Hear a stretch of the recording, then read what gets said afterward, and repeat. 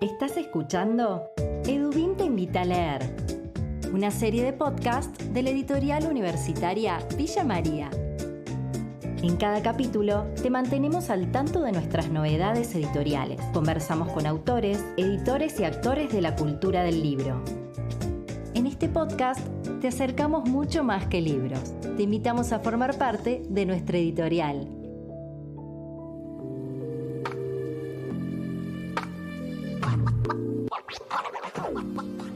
Bienvenidos y bienvenidas a un nuevo episodio de Edubim te invita a leer.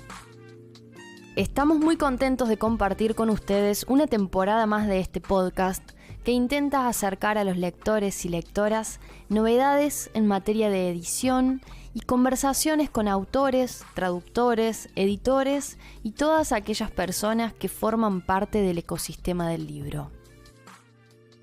Antes de continuar con lo que tenemos para este capítulo, queremos contarles que el 6 y el 7 de junio tuvo lugar la Feria Internacional del Libro Universitario 2024 en la ciudad de Córdoba. Una acción conjunta con la Municipalidad de Córdoba, la editorial de la Universidad Nacional de Córdoba y la editorial de la Universidad Católica de Córdoba. Durante 2 jornadas reunimos más de 35 sellos editoriales universitarios y el libro digital tuvo un lugar protagónico. Citando a Carla Schleck, directora de la editorial de la Universidad Católica de Córdoba, en su discurso de apertura de la feria, anhelamos una feria fiesta de la bibliodiversidad, con lugar para las editoriales universitarias de Argentina, de la región y, por qué no, del mundo, como espacio de difusión y apoyo para todos los formatos de circulación de la palabra, porque el conocimiento se comparte y hoy más que nunca merece ser defendido. Confiamos en que esta primera edición es solo el primer paso para seguir encontrándonos los próximos años. Estás escuchando Edubim te invita a leer. En este episodio de Edubim te invita a leer, presentamos uno de nuestros más recientes lanzamientos, Los trabajos del exilio en Les Iges, narrativas argentinas extraterritoriales, de Cecilia González y Teresa Basile. Ambas investigadoras reunieron sus trayectorias de investigación para crear un nuevo material de estudio sobre la migración forzada acontecida en nuestro país durante la última dictadura militar. Desde antes del golpe de Estado del 24 de marzo de 1976 hasta iniciada la década del 80, la República Argentina padeció una de sus olas más cruentas y representativas de desplazamiento involuntario. Entre 300.000 y 500.000 fueron las personas que debieron abandonar el país producto de la persecución política.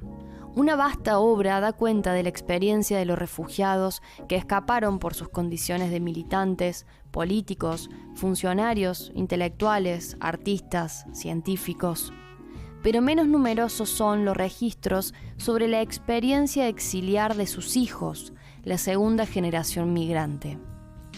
Una línea que supo recorrer Teresa Basile en Infancias, la narrativa argentina de hijos, y que ahora profundiza junto a Cecilia González en este nuevo libro titulado Los trabajos del exilio en Les Iges, narrativas argentinas extraterritoriales. Este libro puede leerse como una cartografía dedicada al exilio de las infancias y adolescencias argentinas, indagando las experiencias de esos hijos e hijas a partir de sus producciones literarias y artísticas, reflejo directo de sus vidas como segunda generación de echados políticos. Estos son nuestros lanzamientos en la voz de sus autores.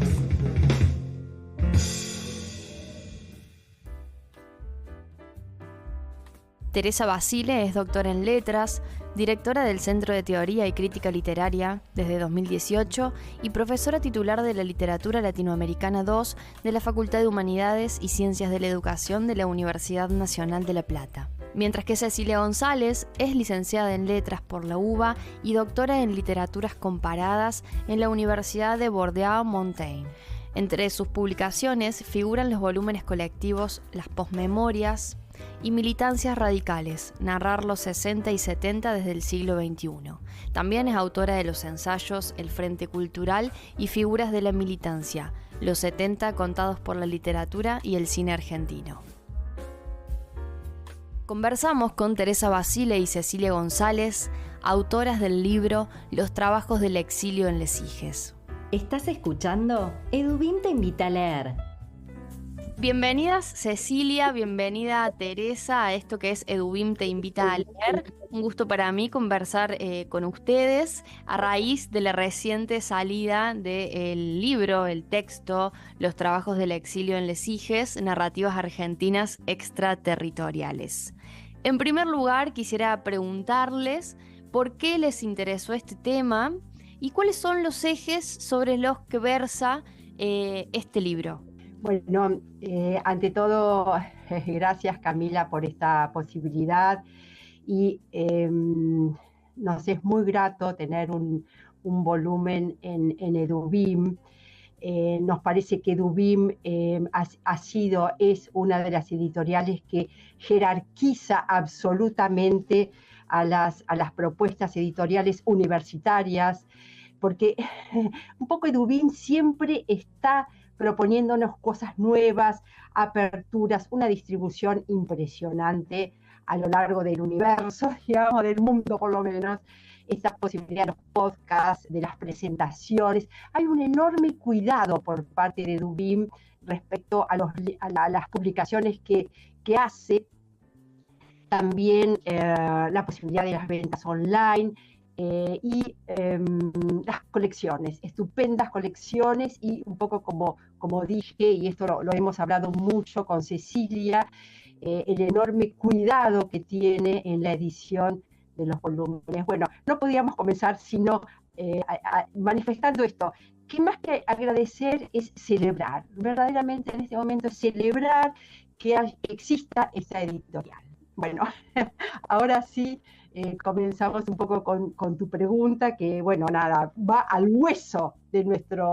directamente al hueso de nuestra propuesta, que por un lado hace foco en las infancias. Con Cecilia hablamos mucho de esta importancia, de esta conexión con el presente, de qué modo uno podría decir, de tantos giros de los que se habla, que hay un giro hacia las infancias, ¿no? Todos recordamos, y también eso se vincula con los procesos de exilio y de desplazamiento de los migrantes actuales. Todos recordamos esa terrible foto del niño sirio de Alan en la costa, ¿no? Y bueno, ¿cuáles son los derechos del niño a los cuales abuelas han aportado leyes a niveles internacionales? Entonces también nosotros acá nos preguntamos, en este giro hacia las infancias, cómo los terrorismos de estados también han afectado en todo el peso de esta palabra a niños, niñas, cómo estas han sido víctimas, ¿no? Entonces este sería el foco, y evidentemente nosotros lo vamos a analizar en gran medida a partir de la literatura. Nosotros, por supuesto, que hicimos todo un repaso de lo que podríamos decir bibliografía obligatoria, tanto Marina Franco, Silvina Jensen, Pablo Yankelevich, Soledad Lastra, y bueno, tantos otros. No sé si quieres agregar alguno, Cecilia, pero bueno, hicimos todo un punteo respecto a cómo ellos analizaban, focalizando casi siempre en una suerte de primera generación. Entonces, esto, por supuesto, que fue nuestra plataforma, nuestra base, pero después también nos preguntamos cómo reutilizar, cómo adecuar, cómo podemos mirar cuáles son estas diferencias, estos desvíos en el exilio de la segunda generación, ¿no? Entonces, también aquí fue que nos interesó mucho la literatura, porque la literatura tiene esa peculiaridad de explorar nuevas experiencias. Cuando en la literatura argentina hubo tanta literatura que, si bien escrita por adultos, se volvían a colocar los zapatos de la niñez para explorar lo que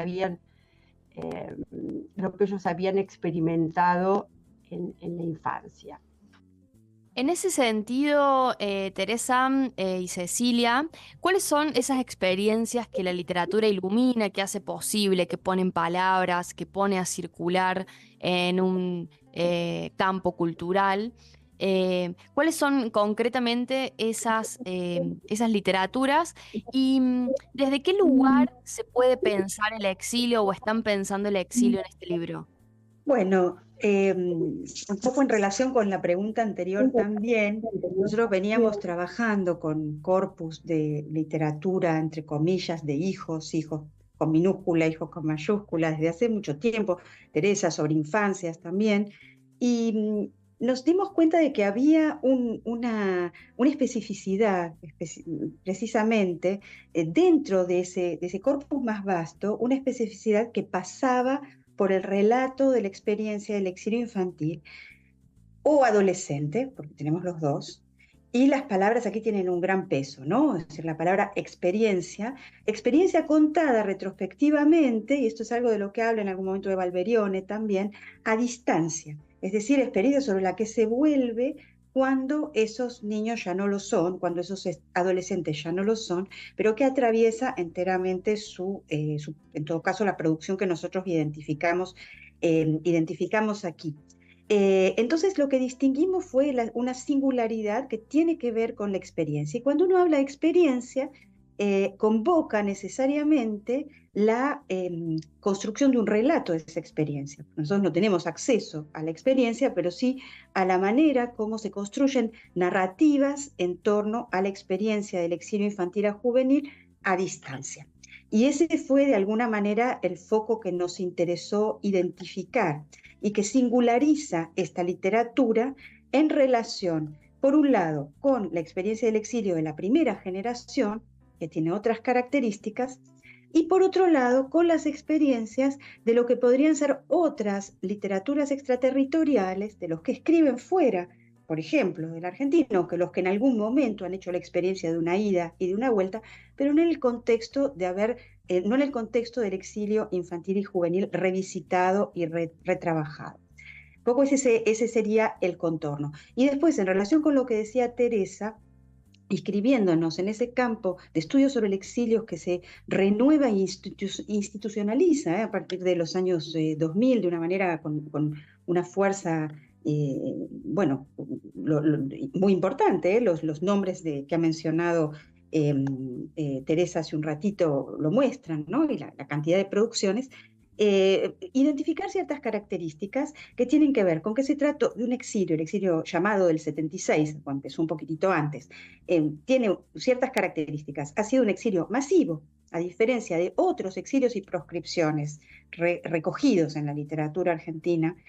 Ha sido un exilio masivo, ha sido un exilio familiar muchas veces, padres, hijos, tíos, padres cuando estaban, abuelos en algunos casos, y en muchos casos un exilio que ha durado, es decir, que se ha transformado en otra cosa, en habitar otro territorio de otras lenguas, y bueno, eso daba su especificidad también.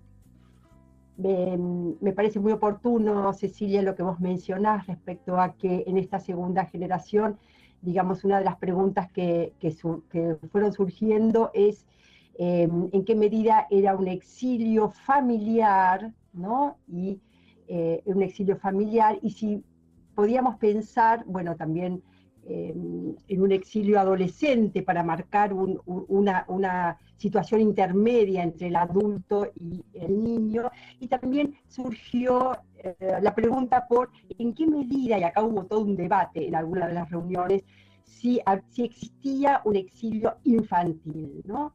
Y de repente apareció esa película estupenda de Virginia Croato sobre la guardería, y allí aparece una rara avis, un caso rarísimo respecto a la posibilidad de un exilio infantil, donde los padres que volvían impulsados por la contraofensiva y que ya estaban en el exilio y volvían a la Argentina, dejaban a sus hijos en esta suerte de guardería, en esta suerte de hogar social, pero bueno, los chicos se separaban de sus padres que volvían a la Argentina. Entonces eso, de un modo un poco particular, fue uno de los poquísimos casos de un exilio infantil. Otra cuestión con la que nos pareció necesario distinguir respecto a la pregunta, Camila, que vos nos hacés, sí, 2 o 3 grandes experiencias respecto al exilio. Evidentemente el exilio aparecía en primera instancia, tanto para la primera como para la segunda generación, como una práctica de un terrorismo de Estado, ¿no? Entonces esto se vinculaba inmediatamente con las marcas, las heridas traumáticas, con los exiliados como víctimas, cuestión que fue tardíamente reconocido, porque el peso en un comienzo apuntó a los desaparecidos, entonces los exiliados se sentían un poco no centrales en este relato. Entonces, en este sentido, también en la literatura de hijos va a aparecer esta situación de las heridas, de los traumas, tanto los que traen los padres como los desafíos que ellos mismos deben sortear cuando a veces se exilian a los 7 años, en una infancia donde pueden tomar conciencia. Hay una serie de pérdidas en este traslado hacia otro país, y hay también aquellos desafíos de poder asimilarse. También inmediatamente nos pareció importante, a contrapelo de esto, pensar en qué medida el exilio podía ser. Hay un texto que dice: ¿existe un exilio feliz? Bueno, no sé si tanto, pero sí pensamos en que teníamos que ver qué productividad generaba el exilio. En relación, pensaba, con la productividad cultural, con esta gran cantidad de producciones artísticas que van desde la literatura, principalmente donde ustedes focalizan, pero también otras expresiones artísticas. ¿Qué pasa con la lengua?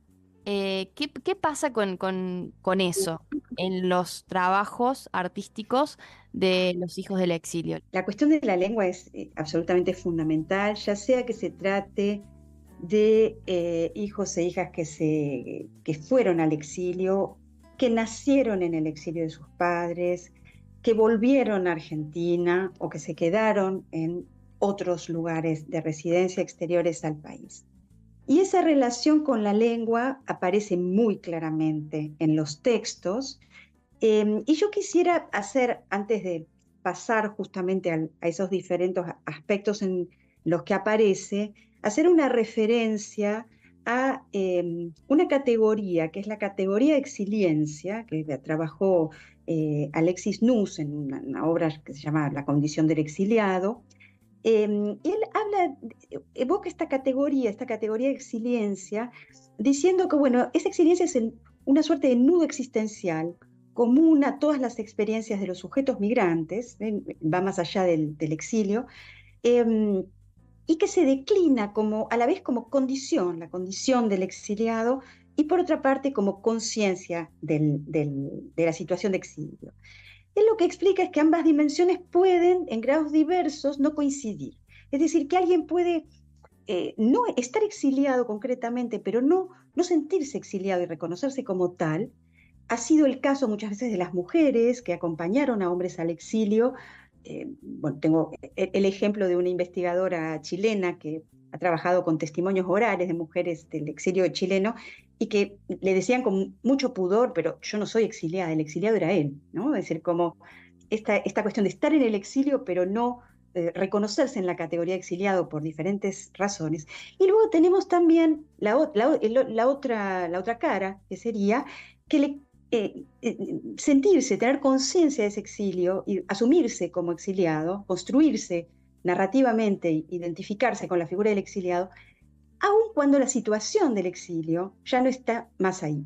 Y en muchos de esta narrativa de hijos e hijas, vamos a encontrar esta persistencia de una conciencia del exilio, de una figura del narrador y el escritor, cuando aparecen unidas como exiliado hije, aunque ya la condición misma del exilio terminó.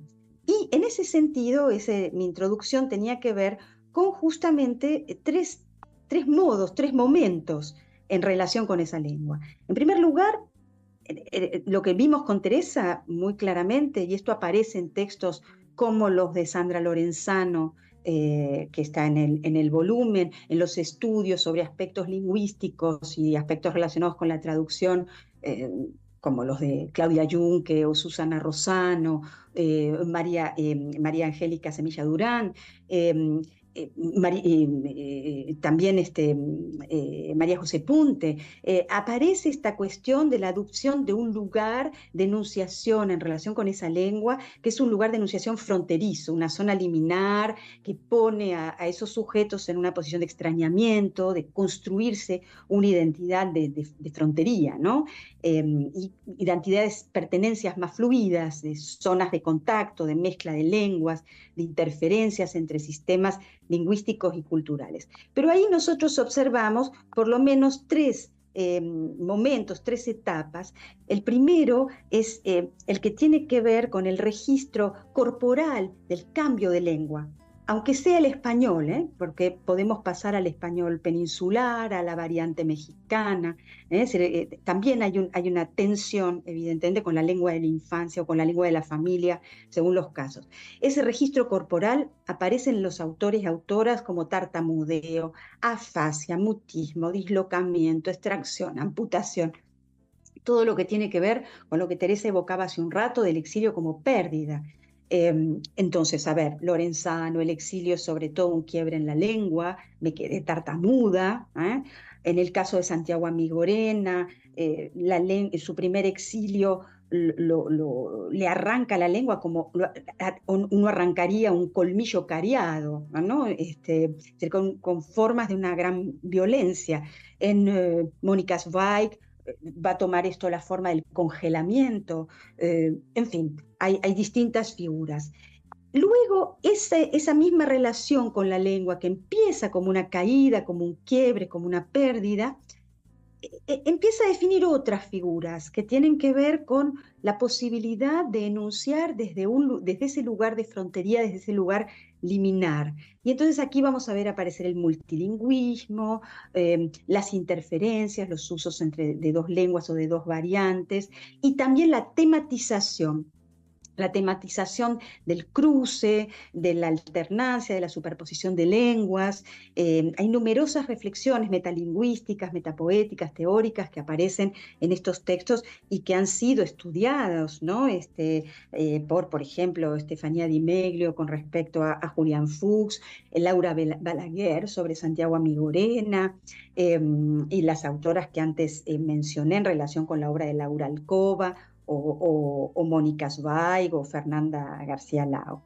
Y finalmente tenemos un tercer nivel, y con esto termino esta intervención, que tiene que ver más bien con transformar la lengua en materia incluso de una reflexión, y que es una reflexión, diríamos, poético-filosófica. Esto es algo que vamos a encontrar en Lorenzano, vamos a encontrar también en un libro magnífico, Transterradas, que nosotros mencionamos mucho, de Carolina Meloni González, Carola Sayek Dorín, y que vamos a encontrar entonces reflexiones extremadamente interesantes justamente sobre la posibilidad de crear una serie de metáforas,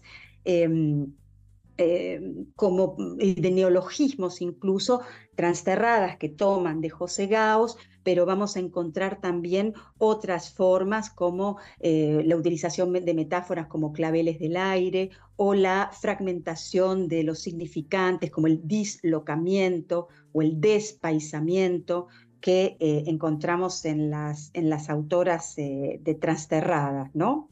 Ustedes distinguen entre hijes exiliades e hijes del exilio. ¿Cuál sería esa diferenciación y por qué? Bueno, tu pregunta justamente apunta también de nuevo a una parte central de la cuestión que empezamos a reflexionar, y que en ese sentido Eva Alberione, ella señala, bueno, como una cuestión importante, qué categorías se usan, cómo se definen, cómo se nombran a los hijos. es todo un debate en el cual no vamos a entrar, porque en muchos casos son hijes, en otros casos son segunda generación. Bueno, allí hay todo un debate en el que nosotros finalmente decimos cómo resolvimos y no vamos a entrar en toda esta discusión. Pensamos como la categoría central, hijes en el exilio, porque de todos modos unos y otros van a estar en el exilio. Y allí vimos en especial dos modos, ¿no?, del exilio en les hijes. Por una parte, en primer lugar, les hijes exiliades, es decir, aquellos que nacieron en la Argentina y se van con los padres que tienen cierta edad, digamos, por decirlo de algún modo, 6, 7 años, y entonces ellos experimentan verdaderamente el exilio. Experimentan tanto las pérdidas al salir de la Argentina como todos los procesos de confrontación y asimilación con el país de llegada, ¿no? Nosotros hablamos en ese sentido, se nos ocurrió que pensar en algo así como un trabajo exiliar. ¿Cómo es ese trabajo de dejar un lugar, de asimilarse a otro lugar? Esto sería la primera categoría. La segunda categoría que marcamos y que por supuesto está en muchas de las bibliografías con diferentes nombres, ¿no?, son los hijes del exilio, o sea, aquellos que nacieron en el país de arribo, no vivieron en carne propia el exilio, sino que esa es una experiencia vacía. Por ejemplo, hay un texto en ese sentido que se llama Conjunto Vacío, de Verónica Herbert Visechi, que ya vacío está diciendo, ese exilio estuvo para ella vacío, para la narradora.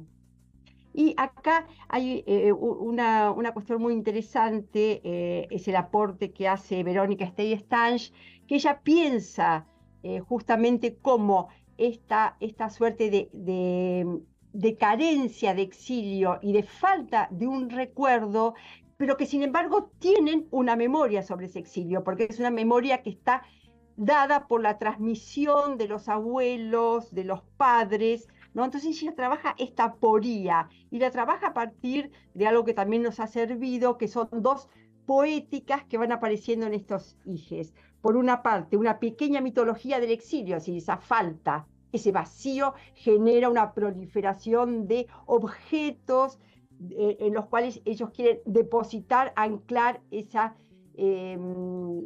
memoria sin recuerdo. Y por otra parte, una estética de lo fantasmagórico, y acá también ingresa todo un universo que tiene que ver con los fantasmas, con los espectros, con lo fantasmagórico, que justamente estaría dando cuenta de ese vacío, de esa evanescencia del pasado para estos hijes del exilio, estos hijes que nacieron ya en el lugar de llegada, ¿no?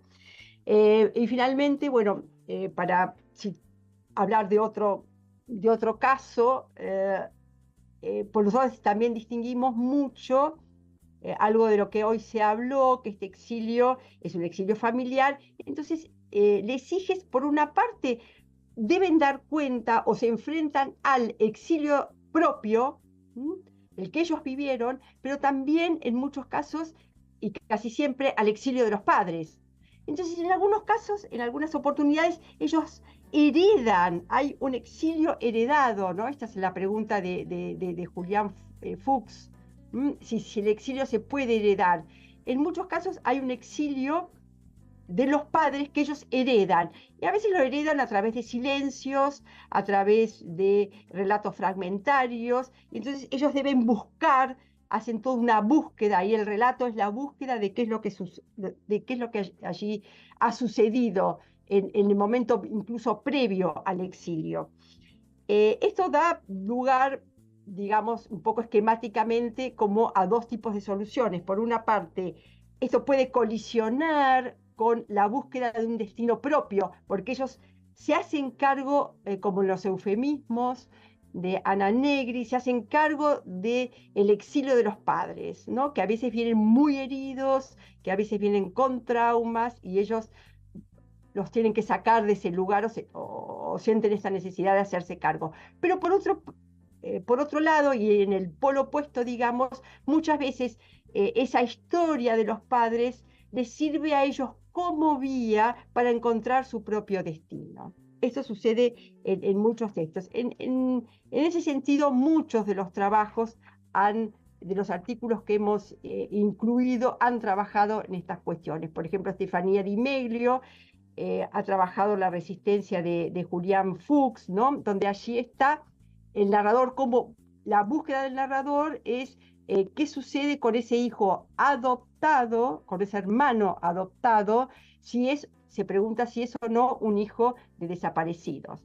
Y esto le sirve para constituirse, encontrar justamente un destino allí y constituirse en un escritor.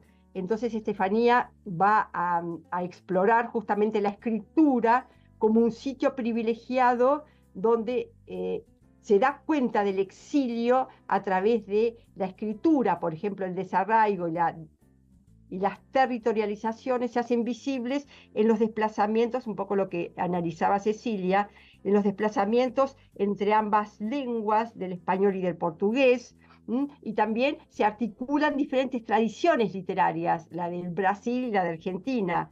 Otro de los textos donde aparece el exilio que se hereda de los padres es En una familia bajo la nieve, de Mónica Zweig, un texto también trabajado por Susana Rosano. Ella allí va a trabajar también una familia. Ella se pregunta cómo echar raíces en el exilio, y va a explorar este texto de Mónica Zweig y también el de Lara Alcoba, como dos caminos cruzados, de cómo se van a vincular con esas lenguas.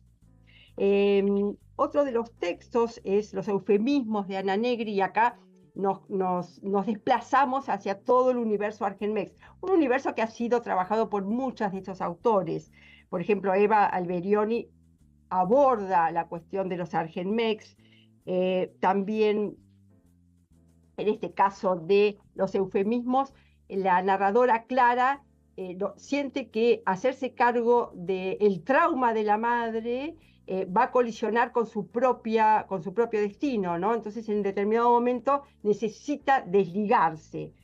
Esto está trabajado como partiendo de la idea de Argenmex por Eugenia Argañarás y Ulises Valderrama, donde también ellos exploran el Diario Negro de Buenos Aires de Federico Bonasso, y cómo allí se construye esto que también Cecilia hablaba, ¿no? De una lengua que cruza, de una lengua híbrida entre los dialectos mexicano y argentino del español. Entonces, un poco son estos textos que van a explorar esa suerte de caso tan raro que es heredar un exilio. Y también, bueno, hay otros aportes que miran desde costados bastante particulares. Por ejemplo, el de Ana Forné, que trabaja la obra poética de Ruth y Lupe Sanabria, y que ella va a tomar una óptica muy particular, que es el giro material. Entonces, en cómo esta hija, a través de objetos, va a tramitar, digamos, la experiencia exiliar. Y a su vez el trabajo de Susana Nani es muy original, porque con ella conversamos mucho en qué medida se podía encontrar hijas o hijos del exilio en Italia, y bueno, ella finalmente encontró, después de una minuciosa búsqueda, la obra literaria, pero también artística, de Lupe Christeler, ¿no? Y a partir de esa, cómo está trabajando las tensiones y las heridas del exilio.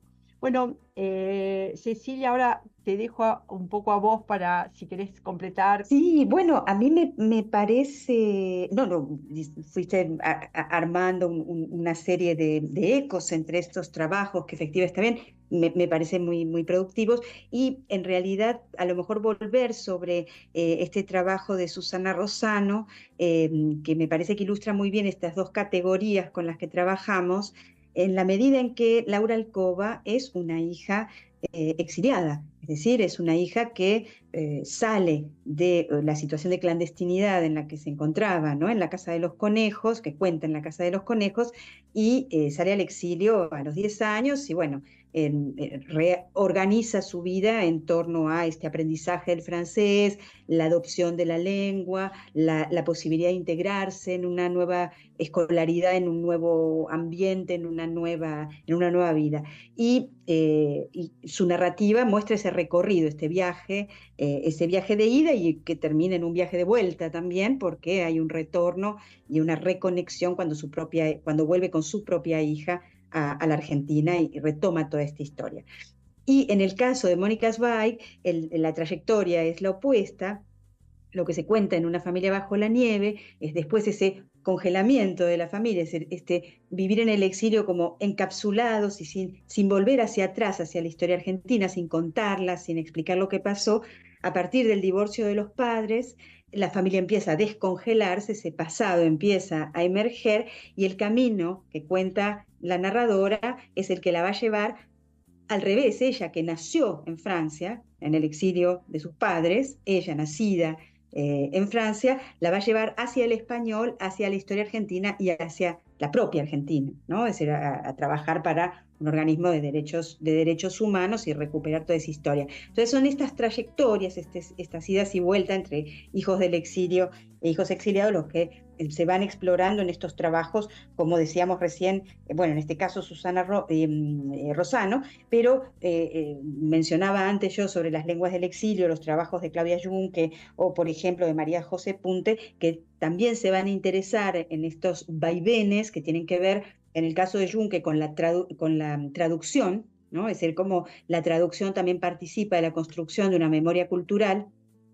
y qué estrategias desarrollan esta hija en el exilio que es Alcoba para ser publicada en Argentina, y en el caso de María José Punte, por ejemplo, toda una exploración en torno al silencio y al secreto y a los afectos en torno a 3 novelas que son efectivamente, ya va a retomar La habitación alemana de Carla Maliandi, va a retomar de Silvia Hoppenheim Ginebra y Una familia bajo la nieve, y las va a poner a funcionar en relación con esta cuestión del silencio.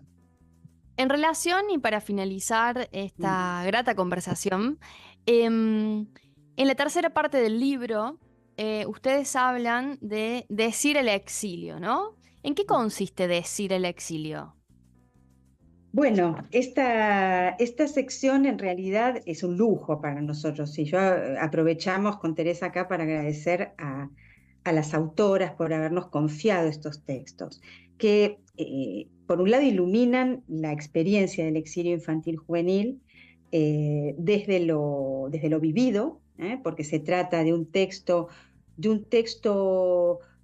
teórico poético. El exilio ha sido como mi patria, de Sandra Lorenzano, donde ella nos propone una suerte de glosario del exilio y este trabajo con el lenguaje, con las palabras, ¿no? Como decíamos hace un rato, dislocamiento, despaisado, entre otras. Por otra parte tenemos a Valeria Selinger, que ella misma fue una niña durante la dictadura en Argentina y antes del fin de la dictadura se va al exilio con su madre, en torno al silencio. Es un texto testimonial, pero hay que saber que Valeria Selinger es cineasta y que es ella la que filmó la adaptación de La Casa de los Conejos, que se estrenó en el 2020, y en torno justamente a algo que tiene que ver con la adaptación, la transposición del libro de Alcoba, pero al mismo tiempo con su propia experiencia de niña exiliada en torno a la cuestión del silencio, en este caso el silencio que tiene que ver también con la protección de los padres, no hablar para que no se sepa quiénes son, para que los padres no corran peligro, para protegerlos en contextos de clandestinidad. Y bueno, ahí hay un encuentro entre la cineasta y el autor. Y finalmente Paloma Vidal, la dejo para el final, pero también ha sido un lujazo para nosotros tener un texto inédito de Paloma Vidal sobre los restos del exilio, con un trabajo yo antes mencionaba la coexistencia de lenguas, las interferencias, el multilingüismo. En este cuento, que es un cuento inédito, ella pasa del portugués, lengua del cuento, a ciertas inserciones en español, en epígrafe, entre corchetes y demás, y de algún modo pone en la escena de la escritura una serie de operaciones que numerosos textos fueron desentrañando en las escrituras de Higes. Entonces, este es el sentido de esta última sección del libro, darle cabida a otros modos de enunciar el exilio desde otros lugares que producen conocimiento, que producen un acercamiento a esa experiencia del exilio infantil y juvenil a través de la prosa poético-teórica, la ficción multilingüe, bilingüe en este caso, y la reflexión testimonial sobre la base de una práctica de la adaptación cinematográfica. Bueno, Cecilia, Teresa, la verdad que ha sido un placer conversar con ustedes. No sé si tendrán algo más para agregar. Bueno, gracias Camila por esta posibilidad de este diálogo, la verdad está que tan ameno y sobre todo nosotros quisiéramos terminar, y acá es el nombre de las dos, también de Cecilia, obviamente, es todo el aporte de los artículos que forman parte de este bastante voluminoso volumen, porque fueron esos artículos los que nos despertaron tanto interés en el tema, porque bueno, fue la productividad de ellos, de estas autoras, los encuentros que tuvimos, bueno, y todas las conversaciones, los debates, los que fueron enriqueciendo y nos entusiasmaron para armar este volumen que ustedes han publicado. Muchas gracias y un placer conversar con ustedes. ¿Estás escuchando? Edubim te invita a leer. Esperamos que hayan disfrutado de esta conversación. Mi nombre es Camila Argüello y Edubim te invita a leer es posible gracias al trabajo del equipo de comunicación, Carolina Wild en la coordinación general, Sebastián Perotti en las gráficas y contenido audiovisual, Carolina Vázquez en la confección y envío de newsletter y Rocío Monasterolo en redes sociales. www.edubim.com.ar es nuestra página web. Allí encontrarán todas nuestras novedades editoriales, notas y la posibilidad de adquirir libros físicos o digitales. Hasta la próxima.